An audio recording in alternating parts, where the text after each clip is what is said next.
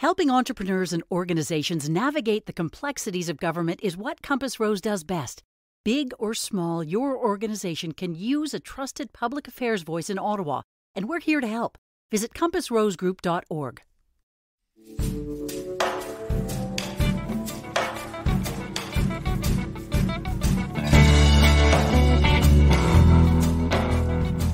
It's a big world out there, and sometimes it seems like it's breaking.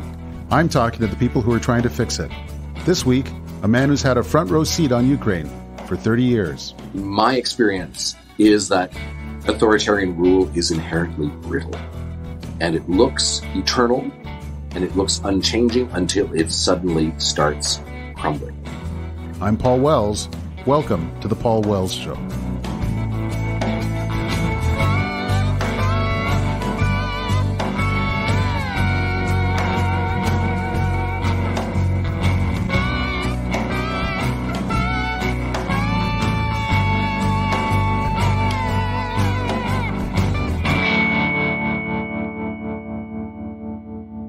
We're going to be talking about the fallout from Russia's invasion of Ukraine a lot on this show. Its effect on Europe, on Canada, on the world's food supply, on energy and the environment. We're going to be coming back to it again and again.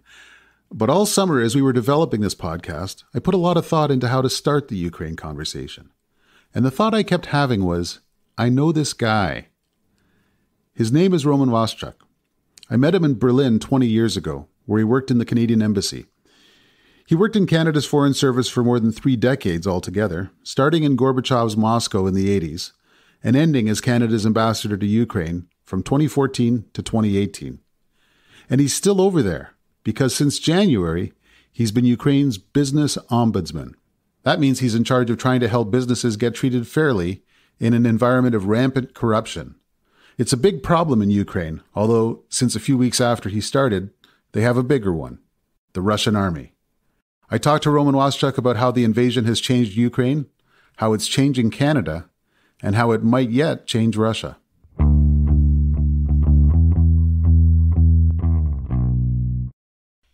The Paul Wells Show is proudly brought to you by Compass Rose.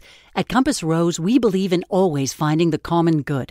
As a trusted public affairs firm located in the heart of our national capital, we work tirelessly to deliver not only for our clients, but for all Canadians. With decades of government experience, our public affairs counselors use their expertise to ensure your voice is heard at the decision-making tables. We are proud to be the public affairs voice for entrepreneurs, corporations, and industry associations across Canada, because we understand that Ottawa can be complicated and that you need a trusted voice to look out for your organization's best interest. How can we help you? Visit compassrosegroup.org and let's start a conversation.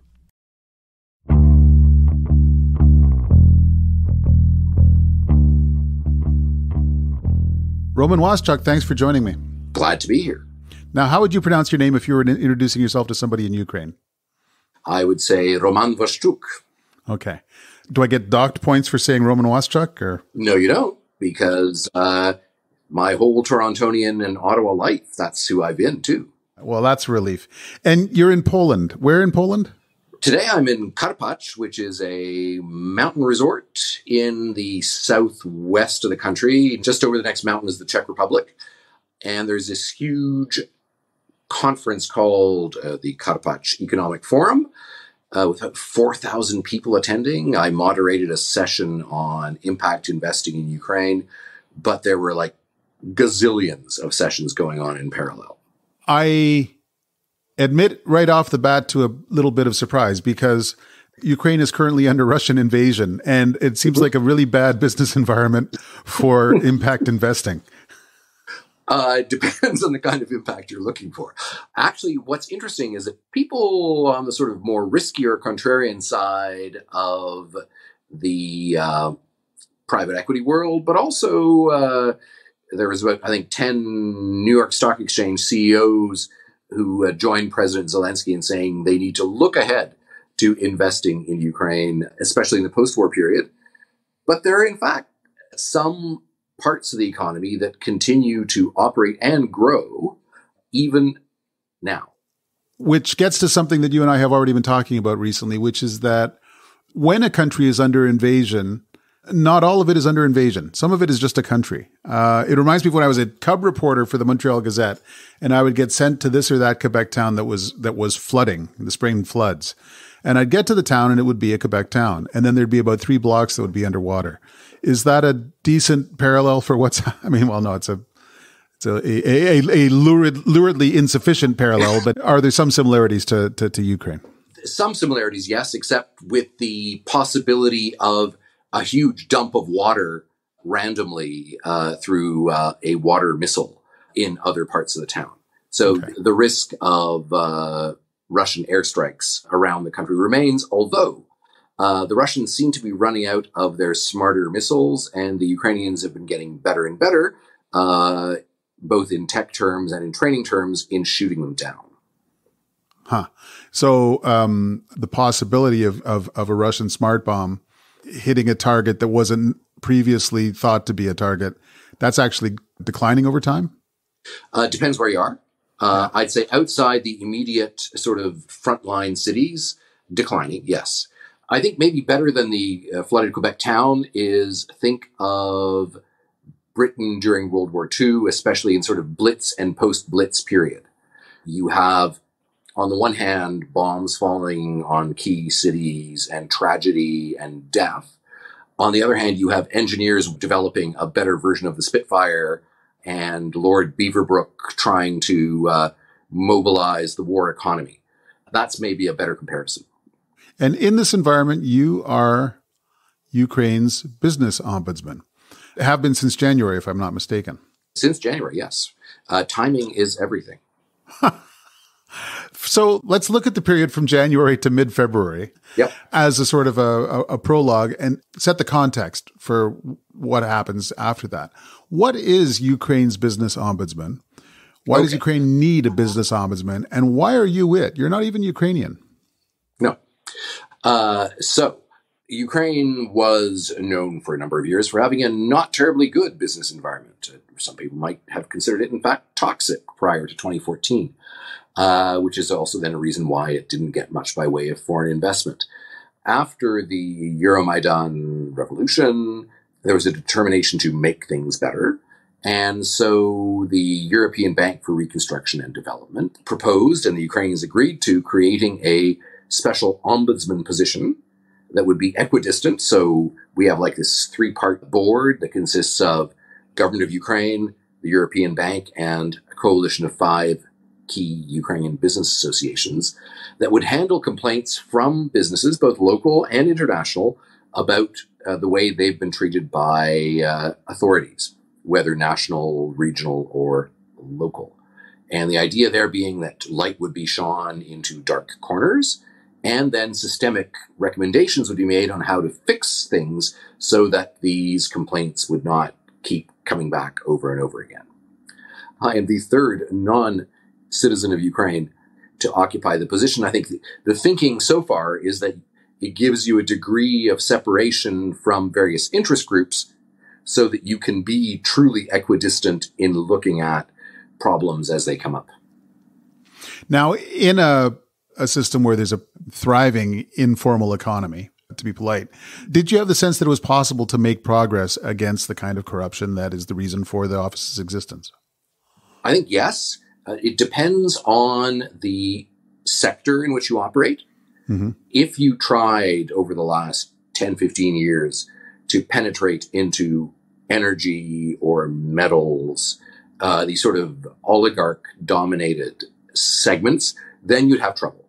If you wanted to set up a nice new brickworks, then generally you didn't run into much trouble. Or you ran into very kind of mundane trouble. Somebody misread your annual report or something and wrote out an administrative fine that you think was unfair. So there are people, and I know them, I've met with them, and who have been in business in Ukraine for years and have never actually encountered someone with an outstretched hand. Maybe that comes back to your flooded village. There are some very damp corners of the economy, but others where life actually operates quite normally, and others where Ukraine's sort of ignoring sectors actually allowed them to thrive. Ukraine has developed a very large and successful IT industry, largely by never trying to develop an IT industry. But on the other hand, you and I were talking a year ago, before you actually had this job, and while Ukraine was still mostly in peace, about a Calgary businessman who had bought a field in the south of Ukraine and opened a solar panel farm and was selling energy off of that solar power until the oligarch next door took an interest in his business. And then things went downhill real fast. Indeed. I think I mentioned energy as a problematic area. Yeah. And I think in retrospect, it turned out that using the oligarch's transformer station as your connection point may not have been the most strategic decision. Okay. That's an important business tip. When in Ukraine, don't ask too many favors from the neighboring oligarch. Yes. But suddenly there's a war. How suddenly? And while I'm on it, where's your family amid all of this? Okay. Are they with you? No, my family's in Canada. So my kids are at university. My wife's at home. She's going to come and visit me in Poland. And we might nip over into Ukraine. We'll see, depending on how things are going in October. Oops, I shouldn't have said that because my mother might hear it and she would be nervous about this. Oh, no. And anyway, I will resolve that offline. So. Okay. My spidey sense from having worked for a long time, like for 3 decades on and off in the region, suggested that things were not going to be good. I had, conversations with people I used to work with on the foreign affairs side who told me it's, the word we get is be prepared for major turbulence. So I went in with eyes fairly wide open. I was, I think, less surprised than most by what ended up happening. I spent January, February in the office being a kind of weird come from away office Cassandra, saying to people, you should prepare, setting up a first aid course for the staff, telling people maybe you should make plans for moving out of town, etc. And most people looking at me saying, like, what kind of weird ex-diplomatic paranoia are you suffering from? Because it's hard to believe that something like this could happen. As I think people who've read the Washington Post and other media accounts, a large part of the Ukrainian government couldn't believe it. And ironically, a large part of the Ukrainian professional military, even though they were preparing secretly for this eventuality, also didn't believe it, partly because they're too professional. They looked at what the Russians were doing, and they said, this can't be enough to launch a successful full-scale invasion of our country. So surely they can't be serious, because they haven't got the resources, they haven't got the right mix, they haven't got, all the proper preparations done, but they weren't counting on Russian/Putin hubris. This is the thing that kind of strikes me about the immediate pre-war period, is that there's sort of 3 blind men feeling out the elephant to some extent. I guess the one faction is the alarmed outsiders, the Americans and the Brits, who said this is going to happen, it's going to be big. There's the, complacent outsiders, France, to some extent Germany, who say, we're looking at the same intelligence and we don't see a full-scale invasion in these tea leaves. And then there's the Ukrainian government, which was also not trying to rally everyone, not saying, I'm telling you, this is real. The Ukrainian government was to some extent siding with the French, saying, we don't feel it. And you think that was because the Russians were doing such a lousy job of preparing that they didn't look like they were preparing?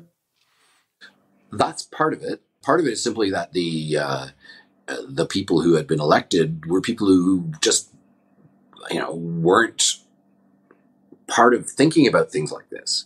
It was beyond their sort of sphere of experience. So it was hard to believe this could be happening to them.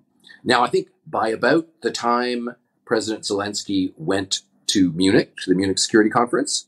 By then, the Ukrainians realized, if not total war, something bad is going to happen. And I think that certainly came across in his speech at the Munich Security Conference. And I think part of the problem as well was that for the complacent Europeans and for other observers, the mistakes that U.S. intelligence had made, whether they were mistakes or they were conscious stretches, as in the case of weapons of mass destruction in Iraq, or miscalculations regarding Afghanistan and Kabul, that a lot of credibility had been lost. And so they ended up, in part, in a kind of boy crying wolf situation when the wolf was actually at the door and about to pounce. Because, of course, as it turns out, the U.S. and the Five Eye community had it exactly right, and they had intercepted the preparation documents that the Russians were circulating that then gave the basis for their alarm. Basic question I've been wanting to ask you for a while. What made you such a hawk? What made you so pessimistic about the world? Well, no, I'm actually an optimist, but maybe family lore, etc. I just know that people can be nasty to each other. It comes with the Central and East European territory. And of course, there are a number of other territories in the world where this happens. But for example, when the Americans and the Brits started talking about these guys have preparations that go so far as to create arrest and kill lists of people they feel are going to be a problem to their occupation. Well, I mean, that's exactly what my grandparents' generation, and of course, generations of anyone who lived in interwar Poland circa 1939 went through. You had either, the Nazis going and picking people up off lists and shooting them, and then you had the Soviets taking people and incarcerating them, or then, of course, the Polish POW officers who were shot, but then also a number of Jewish, Ukrainian, and other people who were seen as threats to establishing their domination in the part of Poland they seized. And so, in a way, when I heard that, again, the spidey sense told me, these guys have a track record. And in fact, Vladimir Putin is basically directly institutionally descended from the NKVD circa 1939. So that's, I think, what made me think this can happen, because it has happened. But even knowing this, when it did happen, when we saw the pictures coming out of Bucha of the people who had been bound with barbed wire and then shot in the back of the head, it was still came as a shock to me, thinking they're descendants of, but surely they've evolved a bit since 1939. But it turns out, no.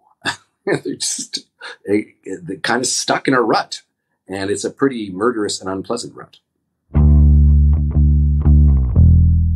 We'll come back to my conversation with Roman Waschuk in a minute.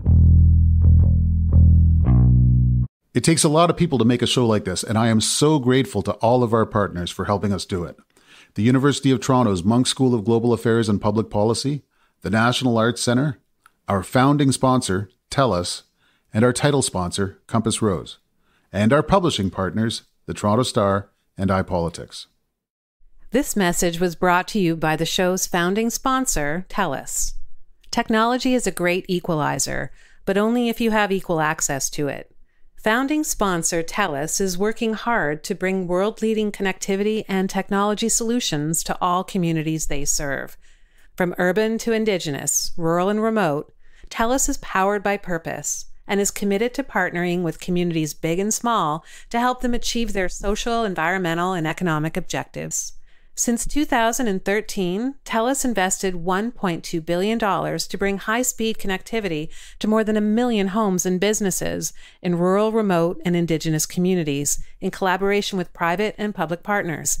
Not to mention, TELUS's recent investment announcements promise to create an additional $70 billion through 2026, which will generate more than 30,000 jobs in the same period. From Côte de Gaspé to Vancouver to Wood Buffalo, TELUS's award-winning network is connecting people, businesses, and governments to the digital economy and enabling improved access to healthcare, education, and economic opportunities. To learn more, visit tellus.com/purpose.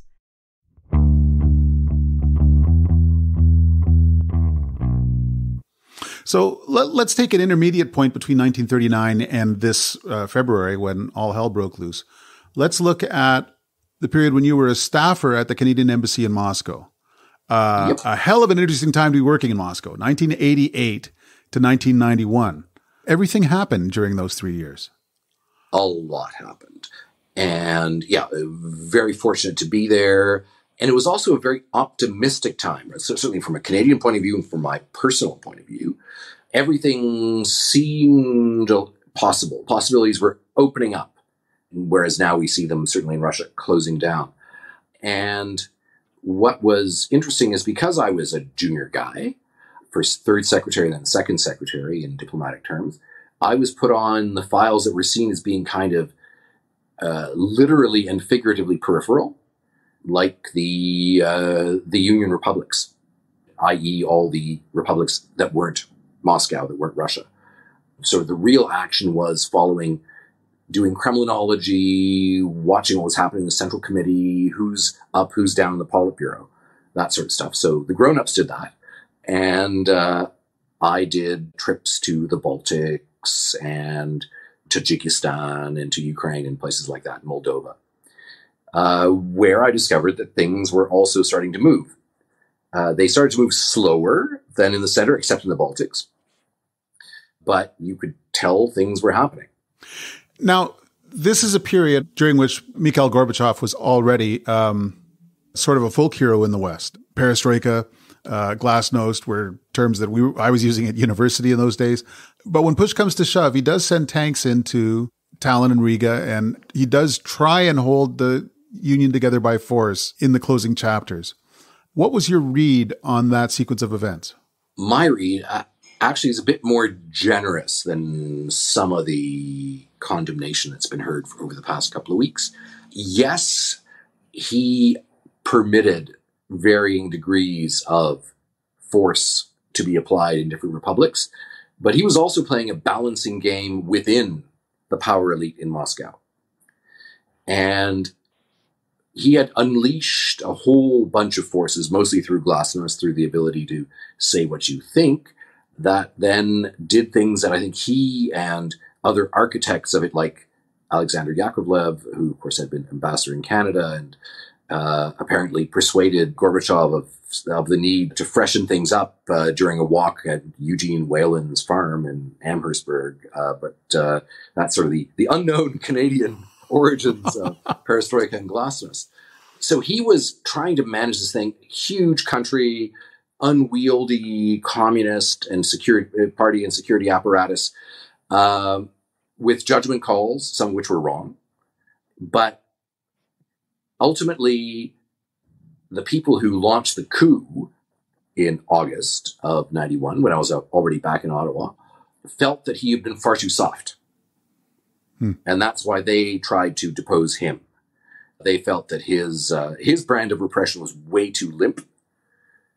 And of course, at that point, they instead just accelerated the political transition and the falling apart. Flash forward a few years, and now you're posted to Kiev. I am. At least notionally post-Soviet Kiev, in a Ukraine that seemed to be a place where great optimism was possible. Yep. And 94, 95, maybe even 96, I was still infused with some of that optimism. I spent October of 1994 in Winnipeg, helping to organize the first international G7 support for Ukraine conference, which happened at the Fort Garry Hotel in downtown Winnipeg. The Ukrainian president came and was quite impressed, not just by the Fort Garry Hotel, but by Canada generally, the Ukrainian diaspora, the warm welcome, the fact that he realized that Russia was not the only game in town, which was one of the main messages I think that Canada and its partner were trying to send. And so there was about 2 years of reformish stuff happening in Ukraine. Then the steam ran out, just about the time the new currency was introduced in 1996, the currency which had been printed by Canadian banknote in Ottawa. But then the president lost interest in change, and things got a bit more frustrating, I think, for those of us working at the embassy. And certainly by 98, I was not much of an optimist at that point. It must have been tremendously frustrating. I mean, you've got family roots there. You had working experience in the country, and you had the increasingly obvious example of other Central and Eastern European countries that were making fantastic progress. Yep. Why do you think it didn't take in Ukraine and further east? I think partly because Ukraine had a bit of a talent drought. The way the Soviet Union worked, if you were really bright and in the system, you would end up in Moscow. And so Ukraine, circa 1991, when it came to the Communist Party apparatus and everything, it was kind of run by the B team. And it's the B team that kind of inherited the machine. The other thing being that, unlike Central and Eastern European countries, Ukraine didn't have a separate state apparatus or public administration of its own. It had a branch plant of the Soviet Communist Party and a government that was a government in name only. It was there to kind of do what the Communist Party told it. So without the Communist Party, all these things didn't know what to do. So whereas, for example, in Poland, in 1989, with Solidarity and the Round Table, you had a whole sort of alternate or counter elite of people who came out of the universities, came out of Catholic intellectual circles, came out of workers and Solidarity resistance groups, but people who were economists, who were Western trained, etc., and who could then move into those roles and get things going. In Ukraine, you didn't really have those people. To the extent people like that existed, they existed in Ukrainian diaspora communities that were 2 generations removed from Ukraine.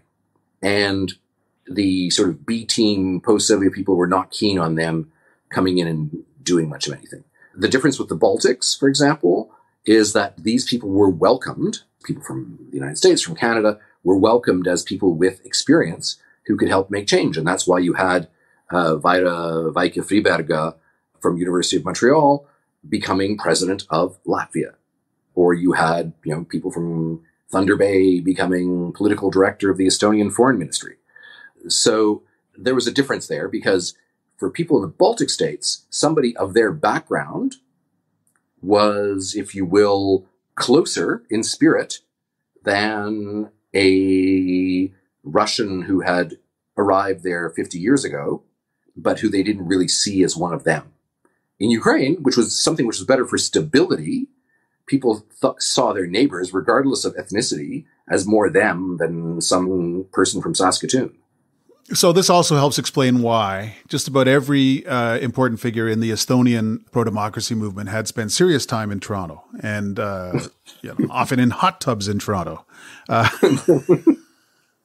And I had a window into this because one of my beloved senior editors at Maclean's when I started working there was a guy named Peter Kopfillem, who was a great magazine editor, had worked for Radio Free Europe, and was the son of a legendary Estonian cabaret singer who himself played great blues guitar. So Peter Kopfillem would every once in a while vanish for a few weeks from work, and we would discover later that he'd been touring stadiums in Estonia. I assume the only 3 stadiums they had, but anyway, it's still better than what I was doing with my vacations. And that ends up having an effect on the trajectory of the country afterwards. That's right, yeah. I mean, because you either have people who, in the case of President Kuchma in his later years, he basically facilitated friends of friends or relatives of other former directors in taking over state property, which then basically created the Ukrainian oligarch class, something that did not happen in a place like Estonia. Now, there's another thing that happens between the 90s and Russia's invasion, at least in the analysis of people like John Mearsheimer, the political scientist from the University of Chicago, who says that what happened after the Soviet Union collapsed, after democratic reform began in Central Europe, was that the West got greedy. And it expanded the European Union and especially NATO at far too quick a pace. And it put Russia on the back foot. And what we're seeing now is simply a reaction to that Western overreach. I'm sure you're super familiar with the thesis. Do you buy it? No. Partly because if you look at the actual history of events in years like 94, 95, 96, and then up until 99 for NATO and 2004 for the EU, there was considerable reluctance on the part of the established members to allow these countries in. NATO expanded and the EU largely expanded because of these countries clamoring to be let in because their traumatic memories of living next to Russia and being oppressed by Russia led them to believe that they needed to get an insurance policy. And Ukraine was ambivalent about this for a long time until about 2005-06, by which point the doors were closing on a realistic version of this option, even though nobody rhetorically said no. So I think where Mearsheimer has a bit of a point is that the 2008 so-called Bucharest decision, where on the one hand, the desire of President Bush, and if I'm not mistaken as well, Canada at that point, to actually give Ukraine a membership action plan was vetoed by Germany and France. But the compromise was that they rhetorically said, yes, Ukraine and Georgia will at some point join NATO, but made no real plans. And the assumption was they wouldn't for the foreseeable future. And that created a kind of a rhetoric gap that was enough to annoy the Russians, but not enough to do much in security terms for the Ukrainians or the Georgians. Oh, so it was like an evil Goldilocks situation where instead of the hard chair or the soft chair, we sat in the useless middle chair, provoking Russia but not helping Ukraine. Correct. Okay. Stephen Harper was prime minister in 2008 at that NATO meeting, and he was in there swinging for a fast accession of Ukraine to NATO. Would have been a messy process, might have been premature, but do you think that Harper had a point? I think he did, if only because we can see which countries get invaded now and which don't.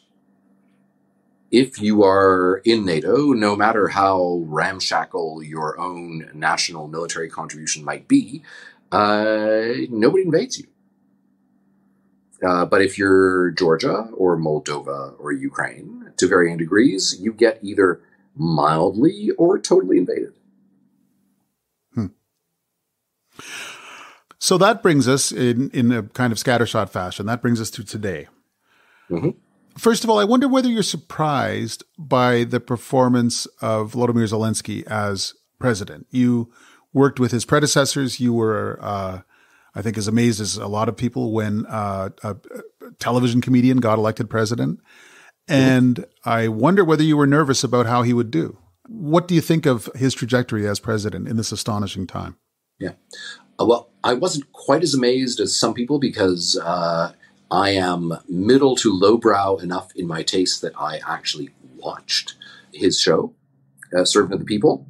Unlike most highly analytical foreigners and Ukrainians that I knew, and knowing sort of the natural resentment Ukrainians have towards their political lords and masters, I thought, could be something here. But yes, I mean, the certainly the degree of the victory and the fact that first time that a president had also full control of the parliament, that was quite amazing. Did I think that he was made for a crisis like this? To be honest, I was really, really uncertain, and I had my worries, which were by like hour 12 or hour 24 of the invasion largely taken care of by his very strong performance. So it's,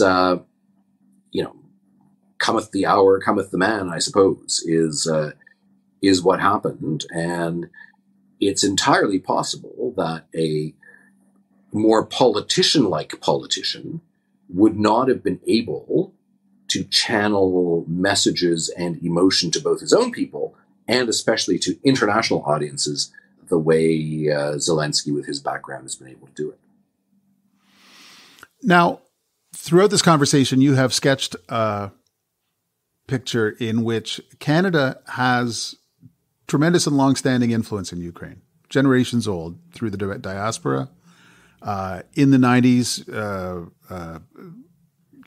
significantly contributing to the westernization of the Ukrainian outlook. And then in recent years,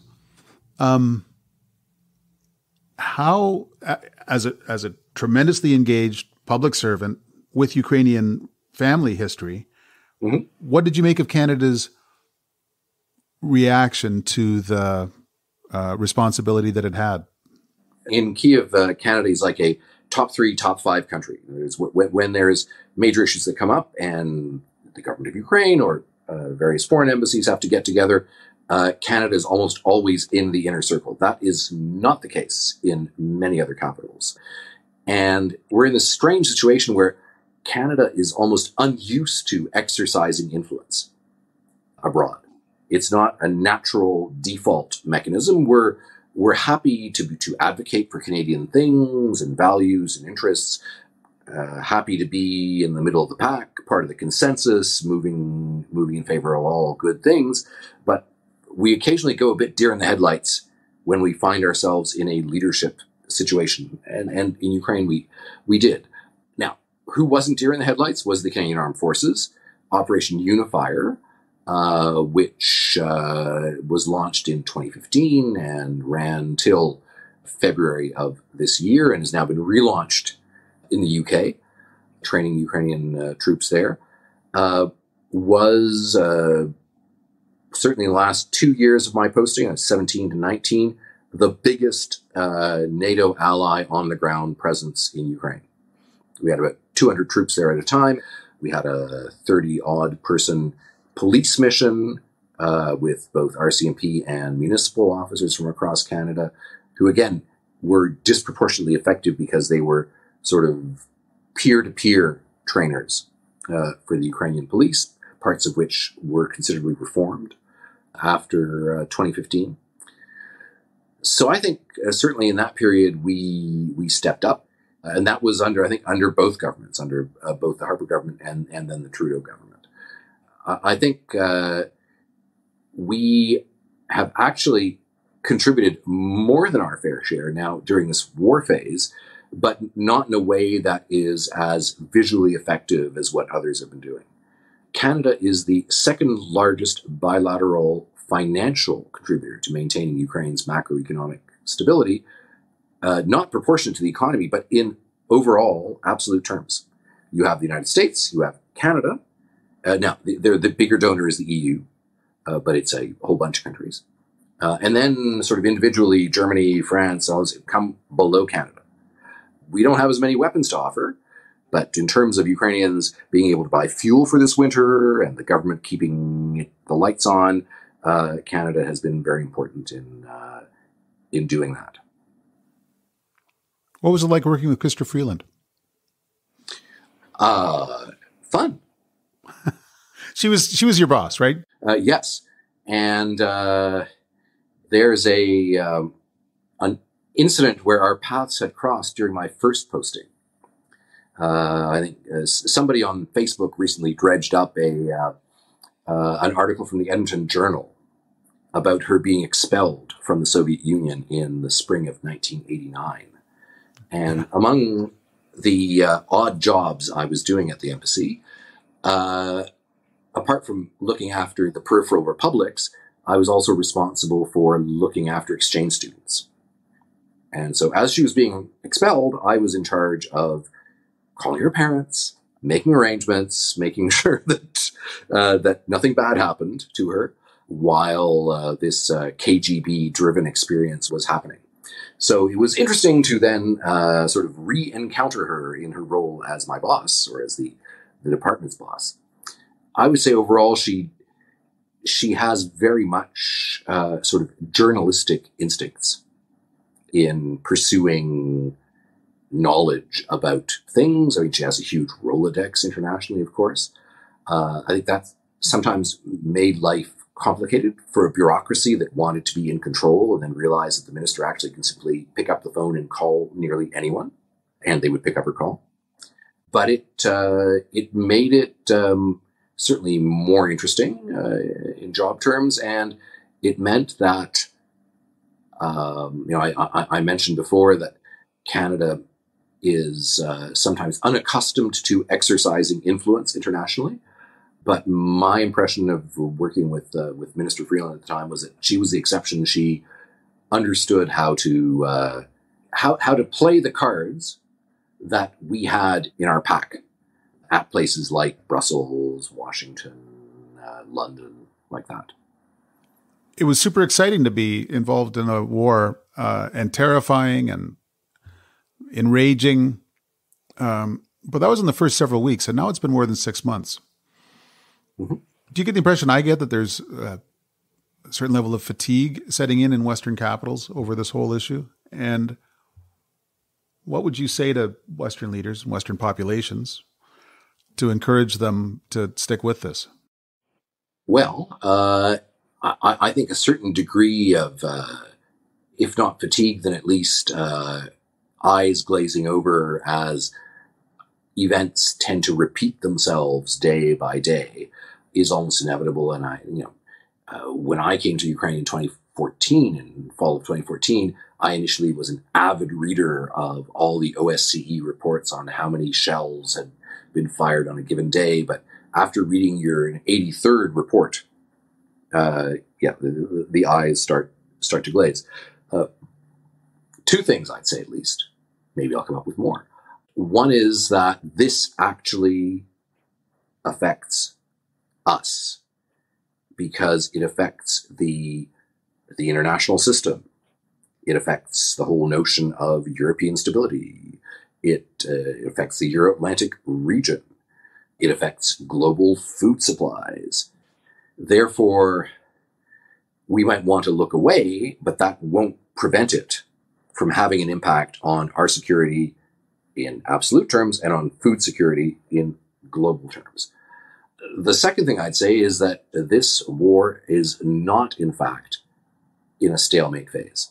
We are, in fact, probably, maybe this is an optimistic view I'll express here, in World War II terms, sometime in 1942, as things begin to shift and turn in the direction of the Ukrainians in this case, who have been on the receiving end for 6 months, but for the first time in the past week or so have started to dictate the pace of events to the Russian side.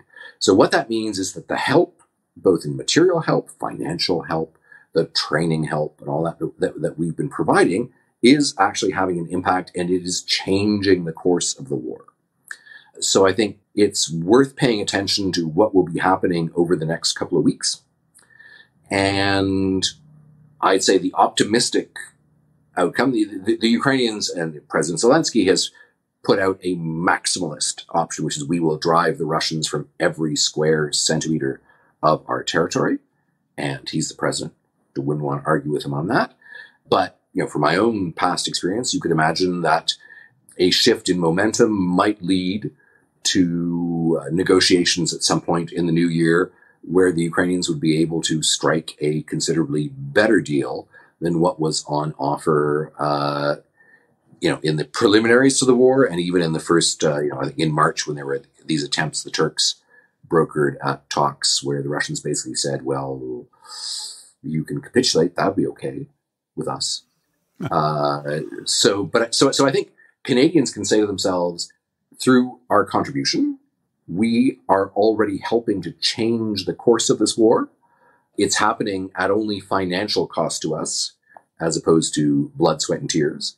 And the Ukrainians are determined to fight this war to victory. Before this war began, when people weren't at all sure that the Americans weren't just out to lunch on this, President Biden said, I think Putin is going to invade, and I think it'll be the biggest mistake he ever made. Do you think Putin agrees with that yet? As of today, no. He still maintains that everything's going according to plan, everything's on course, but that is generally what authoritarian leaders have to say. People further down, Russian military bloggers are saying, oh my God, we're screwed. So that is, I think, a sentiment that is spreading, both among the ranks and those people who are closely linked to the fighting force. But what Putin has refused to do, and he's refused to do something that even harder liners have been encouraging him to do, is to mobilize, is to say to the youth of Moscow and St. Petersburg and other sort of trendy urban centers, guess what? You're also part of this war, and you will be going to the front. Up until now, they've been depending mostly on volunteers or professionals from generally rural and peripheral regions. They've been sort of forcibly mobilizing Ukrainians in the territories they've occupied and put them into these units of the so-called People's Republics. These are units that have fallen apart at their first encounter with Ukrainian forces, so maybe they weren't so keen on being forcibly mobilized. So I think it is a big mistake. I think he is incapable of recognizing it. My experience of 1990-91 in the Soviet Union, and then looking back at 1917 in Russia, 1905, after the failed short and sharp war with Japan, is that authoritarian rule is inherently brittle. And it looks eternal, and it looks unchanging until it suddenly starts crumbling. So that is not terribly helpful as an immediate day-to-day analytical framework, because it's hard to predict exactly when the crumbling of the brittle structure might occur.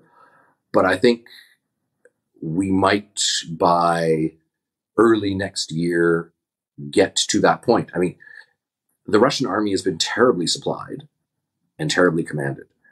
The Ukrainians are likely to get a nice, spare NATO country winter uniforms to make it through the winter.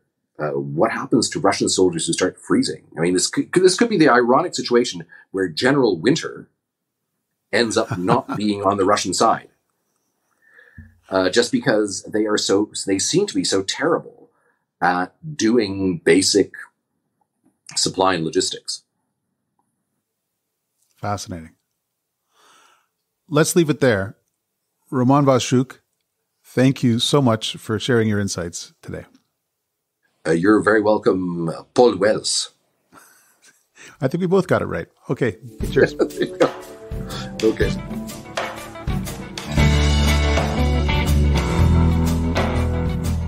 Thanks for listening to The Paul Wells Show. The Paul Wells Show is produced by ANTICA in partnership with the National Arts Centre and the University of Toronto's Munk School of Global Affairs and Public Policy. It's published by the Toronto Star and iPolitics. Thanks to our founding sponsor, TELUS, and to our title sponsor, Compass Rose. Our senior producer is Kevin Sexton. Our associate producer is Haley Choi. Our executive producers are Lisa Gabriel and Laura Reguer. Stuart Cox is the president of ANTICA. I liked Roman's line about how authoritarian regimes are often brittle. We'll be keeping an eye on how brittle Putin's Moscow turns out to be. And I wonder whether we'll have to wait long. If you haven't subscribed already, please do. We'll have another episode out next Wednesday. See you then.